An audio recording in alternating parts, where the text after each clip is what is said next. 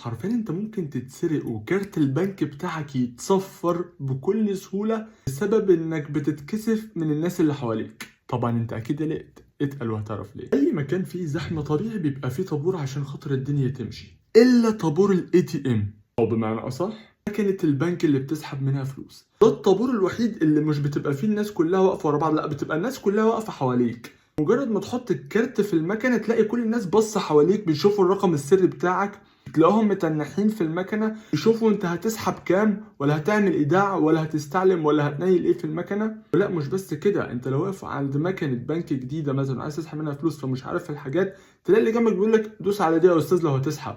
بتستعلم على الرصيد ولاقي ان الرصيد مثلا ناقص، فانت بتحاول تحسبها في اقل من سنتين ثلاثه تفهم هو الفلوس الناقصه دي ليه. اللي جنبك ما تخلص يا استاذ، هم ما فهمش غير 200 جنيه فكه يعني. فانت لو ما بطلتش تتكسف من الناس تقول له لو سمحت اديني المساحه بتاعتي، لو سمحت ارجع شويه، لو سمحت خليك ورايا بلاش تبقى جنبي، يعني تقريبا هو ده الموقف الوحيد اللي هتطلب فيه من الناس ان هم يبقوا وراك ومش جنبك. لكن في حل واحد بسيط ممكن ينجدك او يسوحك، ان هو لما تيجي تقف قدام الاي تي ام تختار اللغه الانجليزيه بس كده شكرا. هتلاقي اللي جنبك ده بيبص عليك، انت مش بتبص على المكنه، اللي هو انت مش فاهم انت ازاي، انت ليه تعمل اصلا لغه انجليزي؟ انت خريج جامعه بنها طيب ولا عشان تعمل لغتك انجليزي؟